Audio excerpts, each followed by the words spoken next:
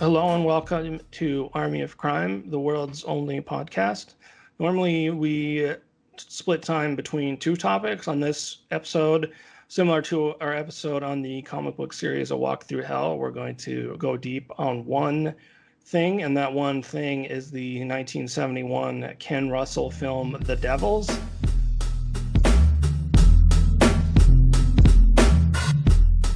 This is a movie based on a true story, and is also then inspired by a nonfiction book by Aldous Huxley called The Devils of Loudun, about in real life in France, in the city of Loudun in the Middle Ages, there was a convent of nuns who were all said to have been possessed by the devil.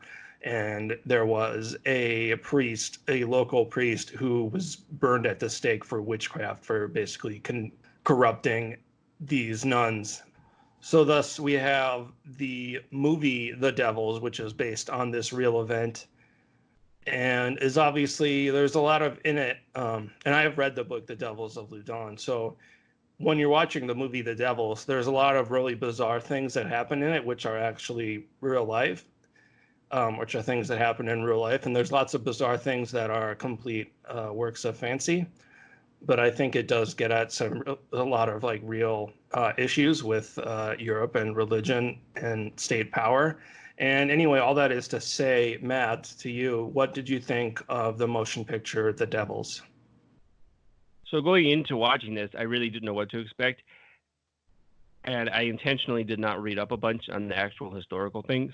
I will say I really like The Devils. I gave it 5 stars on Letterboxd. Oh boy. Yeah, I really like The Devils. I think there's a lot of interesting things happening here from both a story character perspective as well as historical. And it's extremely well directed on a technical level. Yeah, it's a very dense film, and yeah, it's a extremely like well done, really well controlled film. Like the just to start it off before we get into like the story, but like the production design and the costumes are like stellar, just amazing, because this is an aspect of it which is not necessarily historically accurate, but which, like, to quote Werner Herzog, is like the ecstatic truth, because I feel like it aids so much in the story that they're telling. But the design of it is almost like science fiction, in like the way that these buildings are constructed, and like the backgrounds, and like there's these like kind of like checkerboard designs, and really bizarre, like cages that people are being held in, and these like bizarre costumes that like people are wearing. It's like, it almost looks like some sort of like post-apocalyptic rebuilt society, or like a weirdo science fiction movie. Yeah, I made the connection while watching it that it reminded me sort of David Lynch's Dune, which is Yeah. a science fiction movie. The nuns in this movie made me think of like the Bene Gesserit from Dune, because they really don't look like, it looks like what you would imagine nuns looking like, right? But not what they actually look like. And even the walls of Loudun they look like, again, it's like something from science fiction. They're like built up of these giant white, almost like solid marble blocks. I have no idea what the walls of this city actually look like. I really feel like they probably didn't look like that. Yeah. It literally makes it look like this little science fiction fortress or something. And yeah, there are times where you almost get the feel of like a post-apocalyptic world. And considering it takes place in Europe in the first half of the 1600s, which was a very violent and destructive time where there was plague outbreaks and the like, that's probably not an inaccurate way of representing it.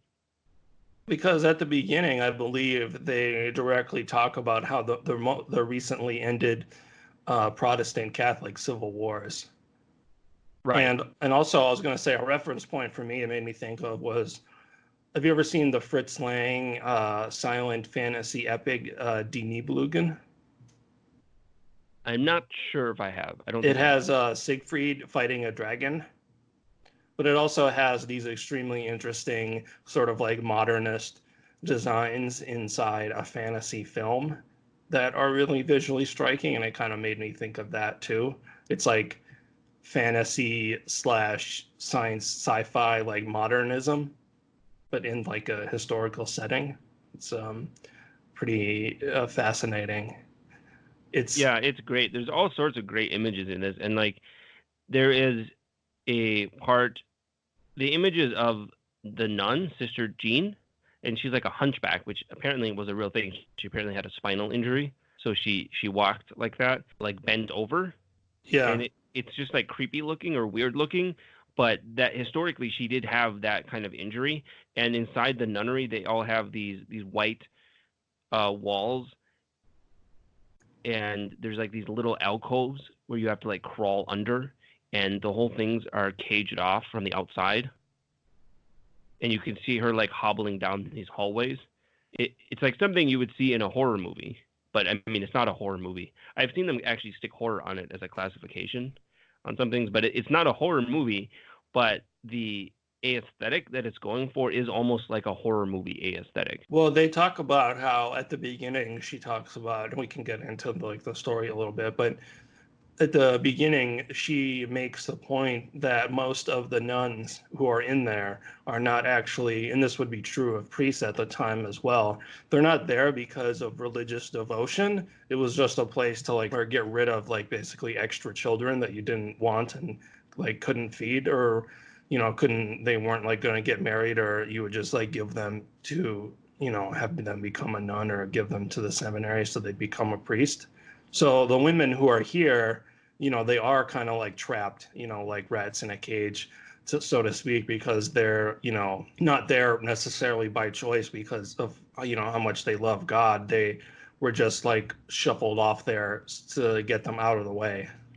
Yeah, and this is also the time period where high-ranking religious officials would, of course, be appointed by the king and would often be cronies or well-connected family members. You could buy your way into bishoprics, and other religious titles.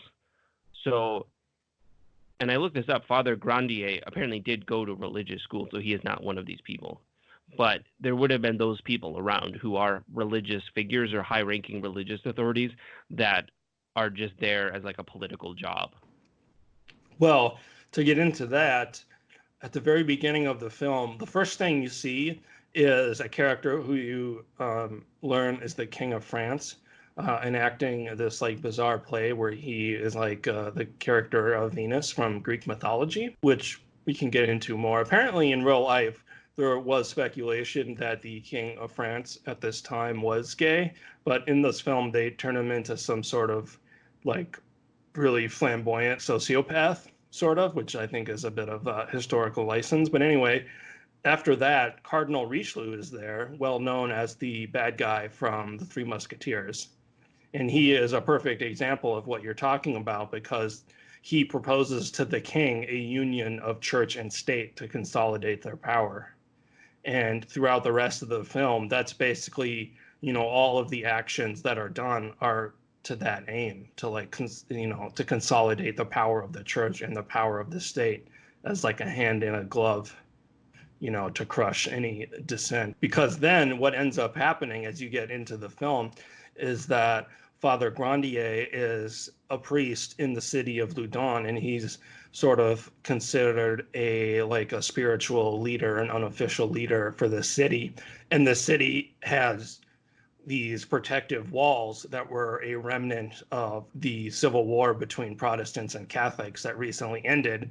And the King of France and his advisors like Cardinal Richelieu want the city of Loudun to tear down their walls because they're worried that the city, might start to defy the central power of the king. So because of that, the church and the state have teamed up to try and destroy Father Grandier so they can tear down the walls of the city of Loudun. And then the possession of all these nuns by demons ends up being the vehicle through which they attempt to destroy him. This movie does a really great job of illustrating a historical process that plays out over hundreds of years, which is the decentralization of political power in Europe under feudalism, where you have a king whose power is dependent on the loyalty of his vassals coming to his call. And then over time, you see the rise of nation states where local power is consolidated into king. And this is something that played out in France, and you actually see this illustrated very well through this specific incident in this movie, because this is a process that would have played out across many European countries over a long period of time, is the loss of regional power to a strong central authority, which would usually be an absolute monarch. Right. So the king and Cardinal Richelieu want to bring Loudun under control of the central power, and the city, of course, does not want to do that. It's also an illustration of the process of fortification building, because in the feudal period, all the cities needed their own defenses. So that's where you would have castles built and city walls built. And then there was a process of going around tearing down city walls, where all the old fortifications had to be ripped down, which is it's one of those long-term historical processes that I think is actually very interesting to have a movie based around a specific incidence of it, because that's another thing that would have been happening all over France, is them going around telling people they needed to tear down their city walls or their city fortifications to make it harder to defy the central government. And, the other historical process, of course, and this is talked about at some length in the movie, is the rise of Protestantism, which this is in the early modern period, and accompanies the wars of religion, which they mention in the movie, as well as an upsurge in witchcraft trials and like witch hunts, also coincides with the rise of Protestantism. So it's really a crisis moment for the nation and the state in a lot of ways, because they're trying to expand the power of the central government. They're trying to enforce some degree of religious orthodoxy, and that's where you see that state-church nexus coming together. Right. It actually makes me think of another historical process, which is the Christianization of Europe. And Europe is almost uniformly Christian, for hundreds upon hundreds of years before this movie, but it takes place.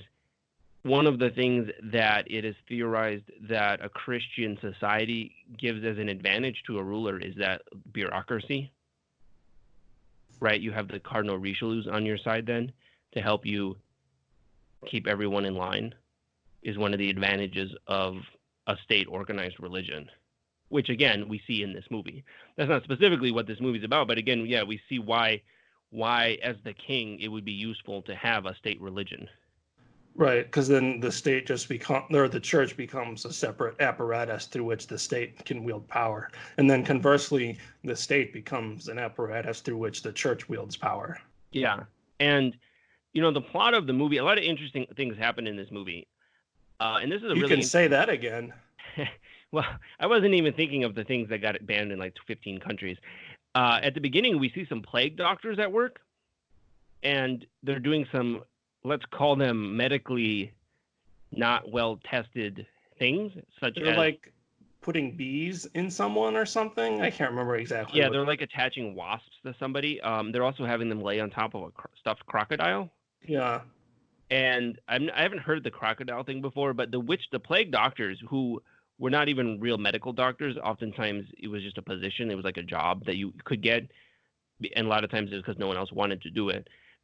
And they would do all kinds of just like really, they're just really throwing everything at the wall and see if anything helps, because why not? So they would do a lot of really weird things, a lot of things that seem very bizarre. And you actually see them with their plague doctor masks, which have the nose stuffed up. I think one guy has like little incense matches in like the face part of his mask. Because as I recall, they believed at the time that diseases traveled through smells. Yeah, miasma theory, which is that disease could be caused by essentially evil smells or evil like vapors. So then the giant beak on the plague doctor mask was so that he could put good smelling things in there to protect him from evil smells. Right. So we see Father Grandier sort of shooing away the plague doctors as being, he knows that they're just up to no good, right? And they would charge a lot of money to people to perform these services, which they were really just kind of making up and going with. I don't know about the crocodile. I know there was a plague treatment where you like literally just take a live rooster bird and like tie it to a person. It was supposed to help transfer the disease from the person to the bird. And then when the bird died, you could cut it off and like throw the bird away. I'm not sure about the crocodile, but I would believe for 100% they would have someone lay on top of like a stuffed crocodile. That sounds just as plausible as attaching a bird to someone. Well, it's funny too, but in this film has this like sort of like Father Grandier, as if you want to talk about him. As you said, the plague doctors are like treating this woman who's dying, and the woman's daughter runs out into the street and grabs the father and is like, "We need your help." And he shoos away the plague doctors because he knows that they're just like charlatans. And then he doesn't, obviously he doesn't offer her any actual like medical advice, but he just like consoles her as she's like dying. And then he goes out into the street and fights the plague doctors with the crocodile. On one sense, he is sort of like a hypocrite because he has sex with all kinds of women, and he later like gets married, which are obviously all things which are verboten for a Catholic priest. But on the other hand, he does seem to have some level of like actual spiritual belief, and he does like legitimately like comfort this like woman as she's like dying.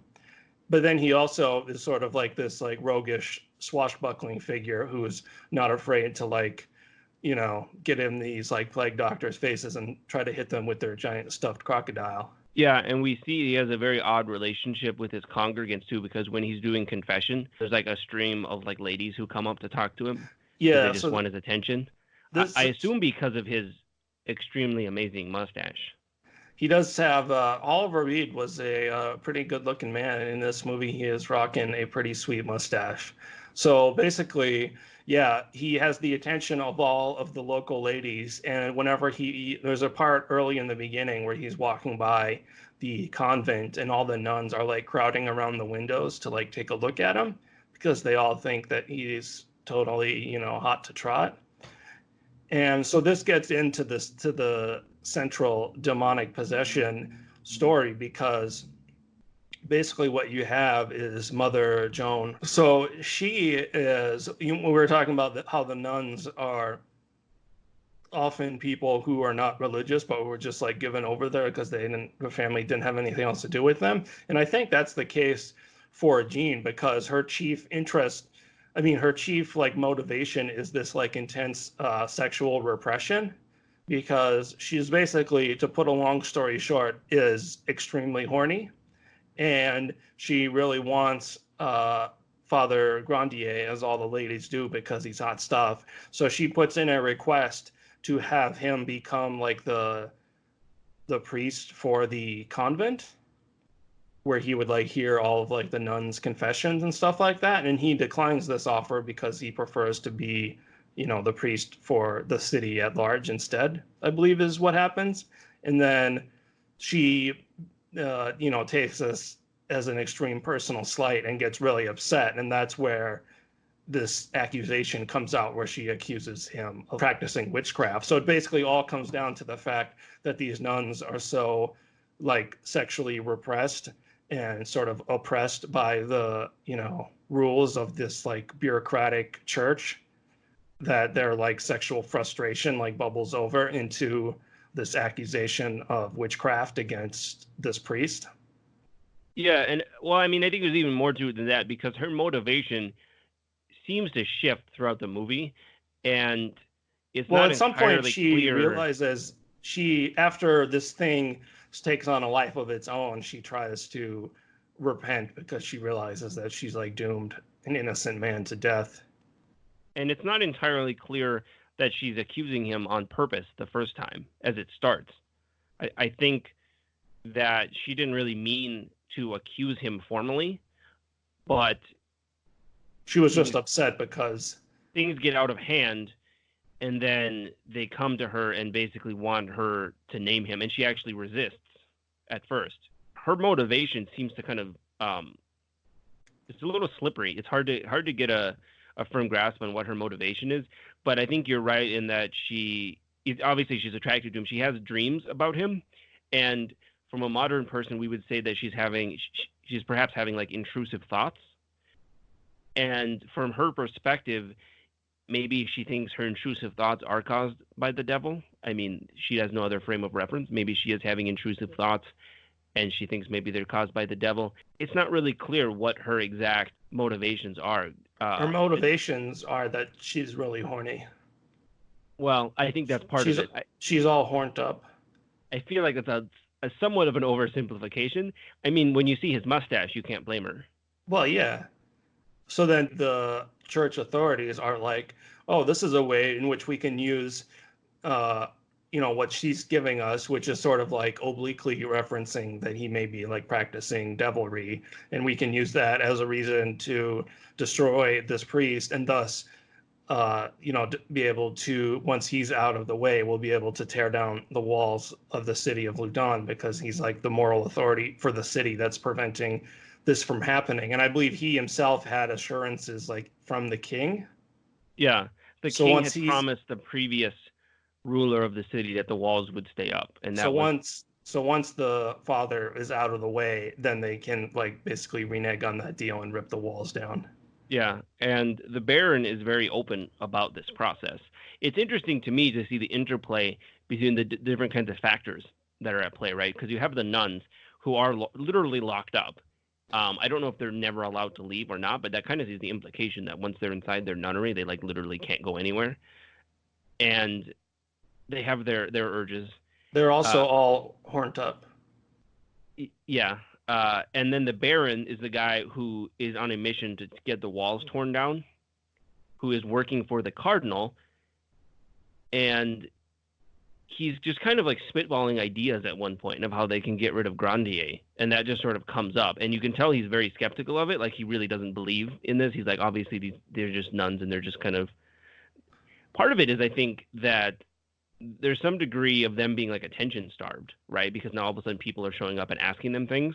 Yeah. And then the nuns get in trouble. I thought this was interesting. The nuns get in trouble, and they bring in the priest, Father Barry. He's like the exorcist, like witchfinder guy. And unlike the Baron, I think he is actually like a zealot. I think he really believes in all this stuff. Perhaps. I mean, if he does, it's in like, yeah, in a really absurd, stupid way. But of course, that's would be the case. And the nuns are basically given a choice of like, A, did you knowingly break the law? Or B, are you possessed by demons? And if they're possessed by demons, then they're not responsible for the things they did that were technically illegal. So they're just like, yeah, we're totally possessed by demons. And then they just go hog wild. And Right. Basically, they're about to like execute all the nuns, and they're like, well, wait, what if in fact it was Father Grandier who made you do these things through his sorcery, and then perhaps we would let you live so that you could testify against him? And they're like, yeah, that's what happened. And then, of course, under the guise of that, they're allowed to let out all of their, sexually repressed feelings, and they just like can, go wild and strip off their clothes and tear down the and crucifix get the movie banned in 12 countries or right, whatever. and do things that gets the movie banned all over the world. The absurdity of these witchcraft trials is fascinating to me because it's a thing where if you just like explain it to like another human being in like modern times, they'll just look at you and be like, well, that's obviously completely insane. And yet, like thousands of people died, tens of thousands. I mean, they took it very seriously. And we see this in the movie where they want him to confess to his crimes. And it's the same thing that the like political purges of Stalinist Russia would do, where they would accuse people of all these things that like they obviously didn't do, right? But you would want them to confess to it so you could put it on the piece of paper that yes, they did finally admit that they did it. So now everything is all good because they like really, really want him to confess. And the way these things normally work, as I understand them, is if you confess, you get to live because then they'll forgive you. So your choices are A, admitting that the people accusing you are right and you get to live, or B, if you continue to maintain your innocence, then you die. So I believe his choices in the film are confess and die quickly, or don't confess and get burned at the stake. It's interesting, they also show the strangler, which was a thing, because normally when someone's burnt at the stake, you don't actually burn them to death. You're supposed to have the strangler come in and strangle them, which was like a guy's job, right? He's the town strangler. So, Matt. Yeah. Would you like to talk about the infamous so-called Rape of Christ sequence and all of the everything that's going on in that? Well, it is a sequence, and things happen in it. This is, I believe, something that you would have to find and stitch together, because I believe most versions of the movie, correct me if I'm wrong, do not include this sequence. And I'm not 100% sure that you need it for the movie to work. I feel like you get the idea. without this in it. But the short version is that this is a sequence where um, a pile of naked nuns are thriving around in a sexual fashion on top of a giant crucifix that they pulled off the wall. Basically, the sexually crazed nuns pull the crucifix off the wall and start madly humping it, while there's like a priest whacking off in the corner. Yeah, this is some historical stuff. And yeah, this is the thing that got it banned in like a bajillion countries. I feel like the movie works without that sequence, if we're being 1,000% honest, but it certainly is a striking sequence. Well, it really goes to show you even if that part of it is not historically accurate, like, the wild absurdity, I think, of scenes like that, like, I think actually, I don't know, seem to pair well with the wild, authoritarianism of the, hand in glove church and state oppression, Yeah, perhaps. yeah. I feel, I I think feel to like me the they interesting. work together well as a whole. And there's a few things about this sequence which I think are really interesting to discuss. One is there's cross-cutting in this sequence between the wild orgy and Father Grandier by himself, because he's traveling and they show him to bless the meal that he's going to eat by himself. So they show this character who is, by the official, church stance, is like an evil heretic who has to die. And they show him, even though he is a hypocrite in many ways, but they show him expressing like a personal piety and a personal spirituality that's like legitimate. And then you contrast that with the official church authorities basically having an orgy. And then the king comes in disguised as a duke and is like, here is a box which will surely cure the nuns because it contains a nail from Christ's crucifixion, I believe is what they say. I think Is he that says it contains some of Christ's blood. okay? That's what it's some kind of like holy relic. So they take the box, and then the box causes the nun to like stop, wilding out. And then the king, like laughing hysterically, opens the box and it's actually empty. I mean, and we know that the nuns' expressions of their crazy behavior is not religiously, they're not like possessed by demons. They're all just like making it up.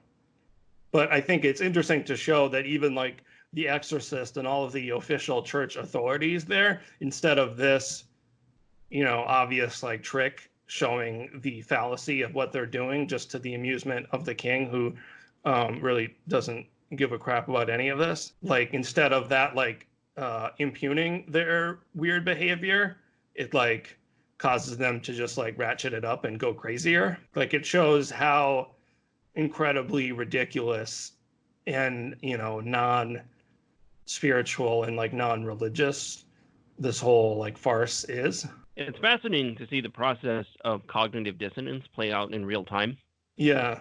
because they literally see their belief structure shown to be literally empty, like the box.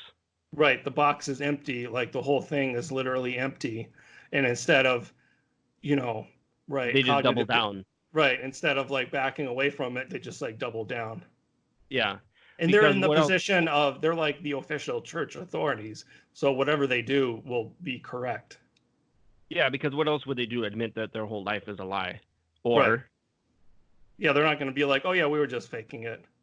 yeah, and that to me is the interesting part. Is when you look at people being possessed by demons or performing exorcisms in these kinds of time periods. The interesting question to me is how what did the people doing this understand to be happening? Did the nuns? It's I mean I think it's plausible given human psychology. The nuns became convinced that they had been possessed by demons, right? And at that point, they're just doing everything, they're just going wild. But maybe they think that demons are making them do them. Maybe they think that demons are giving them these urges, right? I don't think it's impossible that they still believe they're being possessed. I think it's plausible that the priests too are rationalizing it in some way that allows them to keep their belief system. I think human psychology is tricky like that. Just like I think it's plausible that Sister Jean thought that there was witchcraft involved in giving her intrusive thoughts. about Father Grandier. Yeah, because, and this is skipping ahead, but there's a part at the end where after Father Grandier has been burned at the stake, and the Baron, which, spoiler alert for something that happened like 700 years ago, and the Baron comes to her just like cruelly mocking her and is like, "Oh, here's a memento for you. It's a bone from his corpse." And she says something about the possession, and then he's just like, "Oh no, you're not possessed anymore," and then like leaves. And then she, of Yeah. course, uses the femur bone to masturbate with, as one does when they're a horned up, sexually possessed nun racked with some sort of weird horny guilt because she got this innocent guy burned at the stake, but she still, is all horned up as one would be when forced to be a nun. Well, she specifically says something like, "Oh, we were going to have a public exorcism." Like she's like looking forward to her next exorcism. Oh yeah, yeah, because this is a weird. Presumably be another reason for everyone to go hog wild. Yeah, and this is an interesting thing, actually, and reading the book, The Devils of Loudun. So they did have these public exorcisms, which is so bizarre because in real life, and they show this in the film a little bit, but in real life, they did do this publicly, and it basically became like a tourist attraction where people would come to Loudun to see, oh, the crazy possessed nuns, and then they would have like a public exorcism ritual where they would like give them holy water enemas, which is shown in the film, and other sort of bizarre, you know, insane things that were part of the exorcism rituals. And in real life, as I recall from the book, the exorcism rituals continued after Father Grandier was killed. Again, cognitive dissonance here. We killed the guy causing the possessions, but the possessions continued. And then I think in real life, like as a tourist attraction, people just gradually like lost interest and then they stopped doing it. Another thing I thought was actually interesting about this movie, talking about witch hunts or witchcraft trials, is she says that this was a thing where if you pricked certain parts of a witch's body, it would not bleed. Yes. And there's a part where they like prick his tongue, and you can see that it's like obviously bleeding, and then they like write in their little notebooks that it didn't bleed. And you realize that a lot of these sounding absurd ways of investigating things, maybe they weren't really investigating it like that, right? Like, oh, if you prick their, in this case it's his tongue, it could be any part of their body, and if it doesn't bleed, that means that they're a witch. And you're thinking to yourself, well, obviously it would bleed. Why wouldn't it bleed? And the answer is they didn't really prick it at all. Maybe they pricked it and it bled, and they're like, it probably should have bled more. Well, or maybe they didn't really even touch it or something. A lot of these, what sound to us like extremely absurd ways of finding out if someone's a witch, and they are absurd, but you have to realize that the people controlling the process are just using it to get the results that they want so they can write it in their evidence. Right. Because it's not like there's an attorney present or something to make sure the guy getting tied to the rock is being and thrown in the river is being treated fairly. But there's like a due process involved. Yeah. Yeah, because the whole thing is they already have the foregone conclusion of what they want to do. They want to, kill him or destroy him. So, which is the only thing that they really want out of him is the confession, which would then retroactively, justify all the torture and stuff that they did. But he refuses to give it to them. Well, he confesses to sins that he did, and but he refuses to confess to things that he didn't do. Yeah, he confesses to actual crimes. Well, because the things that he confesses to actually doing are,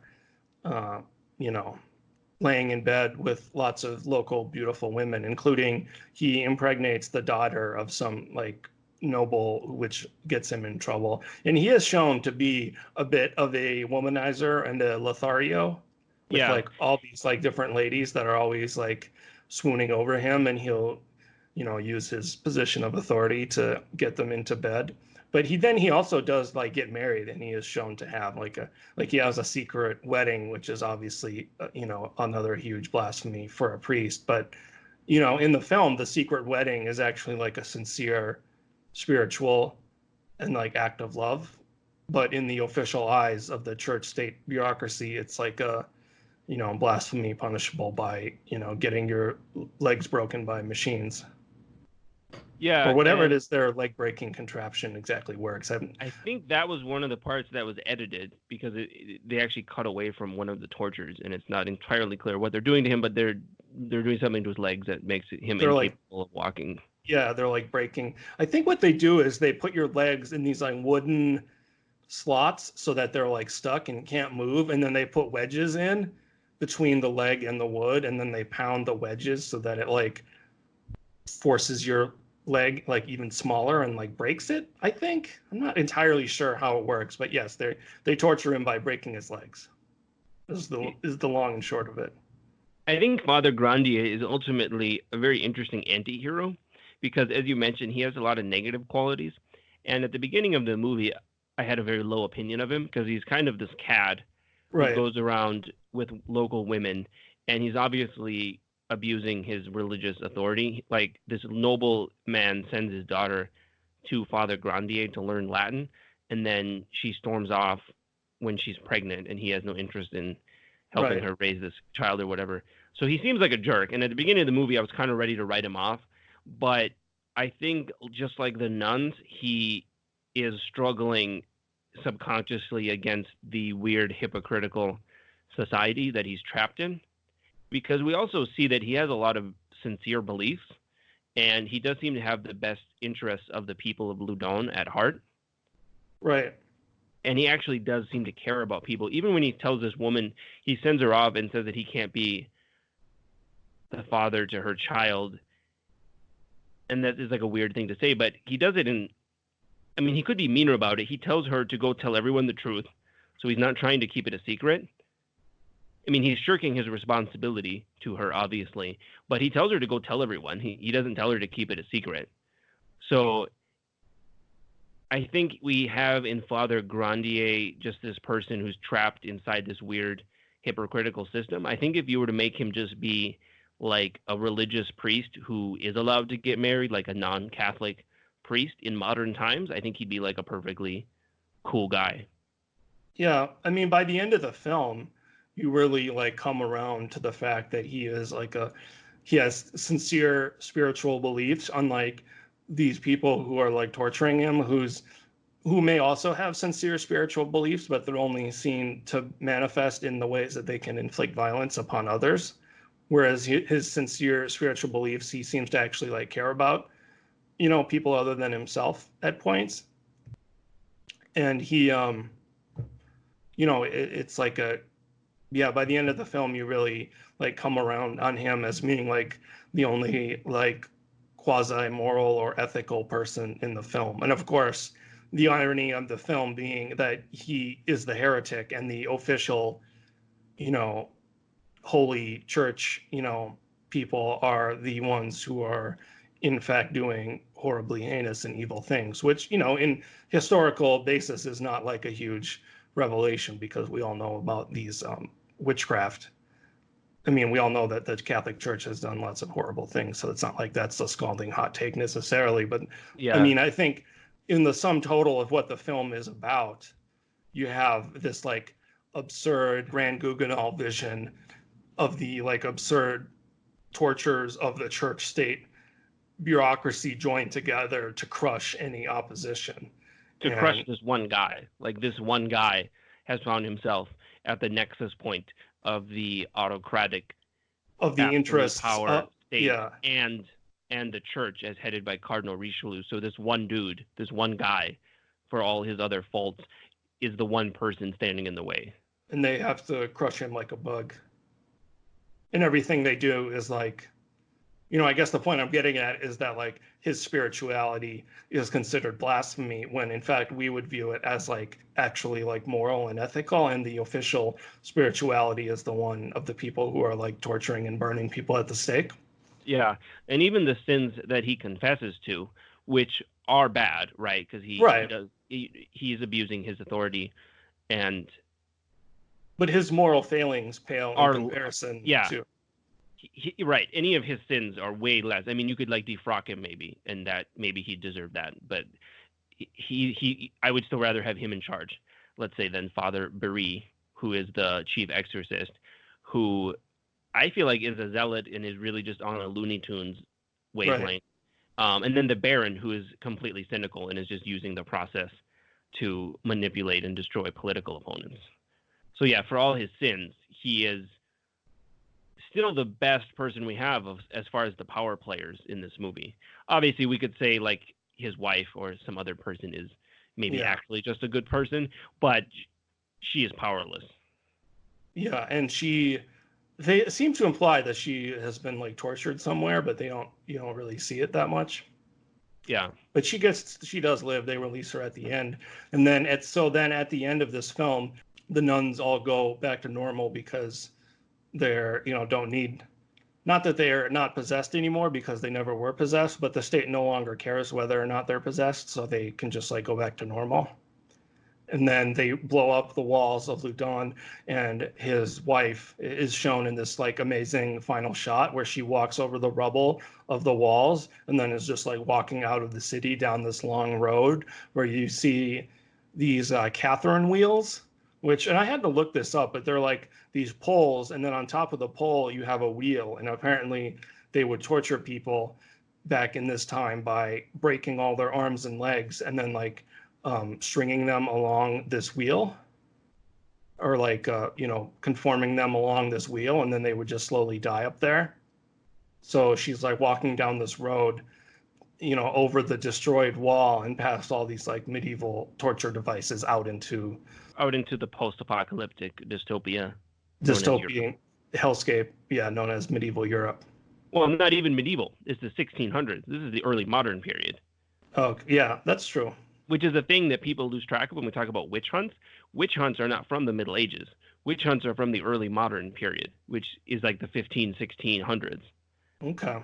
Which you have to kind of wrap your head around, but it's really a response to the rise of Protestantism as almost like a reaction to state power, right? Because Protestant interstate religion, the rise of a new religion, is a challenge to state power. Yeah, so it's not even the Middle Ages, it's the early modern period, when it's the same time period where you start seeing like the Enlightenment and all this other stuff. So we can't even say, oh, it's the Middle Ages, nobody knew any better. I mean, this is a time when societies are growing and becoming more complex in a lot of ways. So since you just thoroughly owned me for saying medieval, did they have was there concerns about witches in the Middle Ages, or is this something more exclusive to this period of time? By far and away, the height of witch hunting is in the early modern period. In the Middle Ages, I believe, witches are in the Bible, so they would have always thought there was witches. I know there's early cases where belief in witches was considered heresy. So it was understood that like a witch existed, we guess, because it's in the Bible, but we don't know what it is because it doesn't really specify. So if you're going around accusing like witches of, shooting beams at people and turning people into frogs, that is in and of itself some kind of heresy. I think as I understand it, and I'm willing to be certainly corrected, as I understand it, witches and witchcraft trials were not as big of a deal in the Middle Ages period at all. I think it's really an early modern phenomenon, which is then properly seen as a reaction to all these other things coming out, and not just like people were super religious and didn't know any better.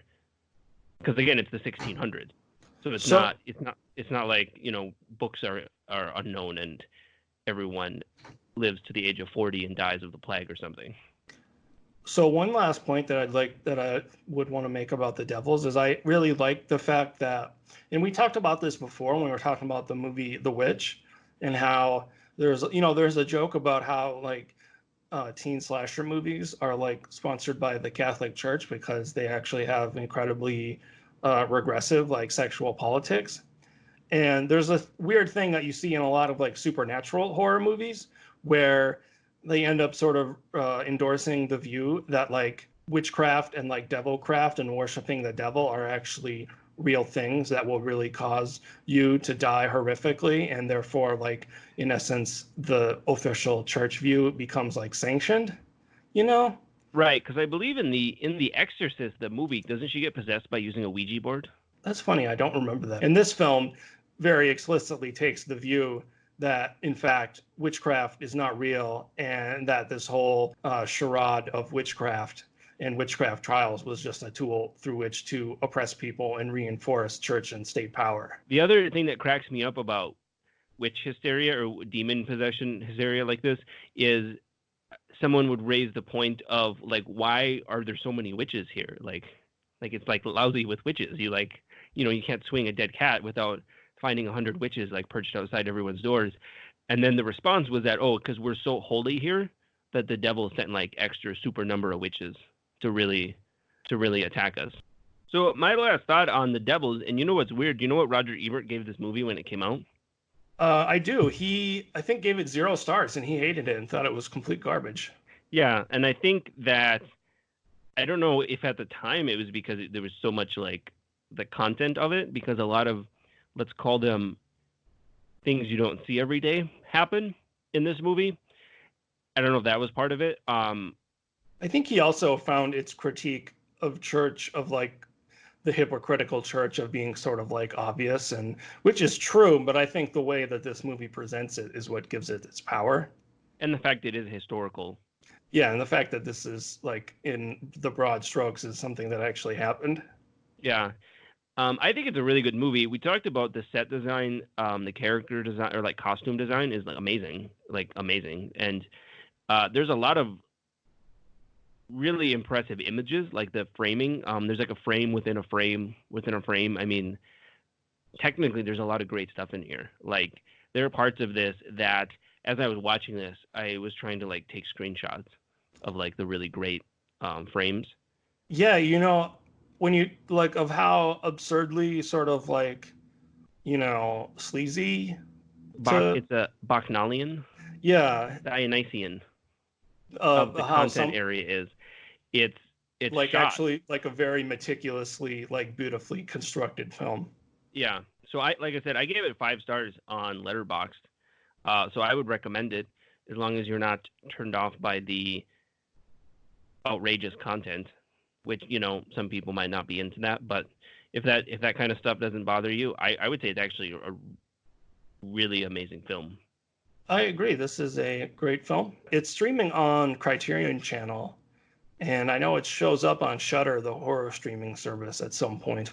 So, I guess I have not seen like the severely edited versions, but I would say watch it in, whatever version you can find, and it's worth it anyway. And hopefully someday we'll get like a legitimate full uncut release, which apparently exists in the form of a print that occasionally gets screened at like festivals, but has yet to be released in any home video format. So in the meantime, up to the discretion of some studio executive decides one day that they should do it, then they can release it. And right now they don't care. Yeah. Because why would they? It's a obscure, like controversial movie from 1971. So I'm sure they're not.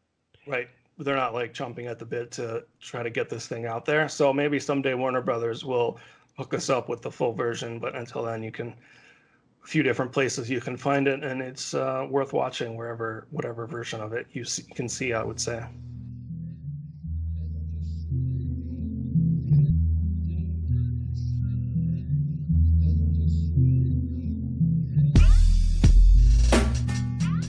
Well, that was another delicious and devilish episode of everyone's favorite bacchanalia of physical excess, Army of Crime, the podcast. If you enjoyed this episode of this podcast, you can leave us a review in Apple Podcasts or wherever it is that you get your podcasts. And if you want to tell us that we're dum-dums, or if you want to just let us know what you thought of this, or if you are also a fan of the Devils, you can find us on Twitter. Matt is at Army of Crime, and I'm at Dustin44444. Find more information about this episode or about any of the other things that we talk about on this show. You can go to our website at armyofcrime.com, where we post links to all of our topics, and you can also leave a comment there. Remember, kids, Satan is ever ready to seduce us with sensual delights.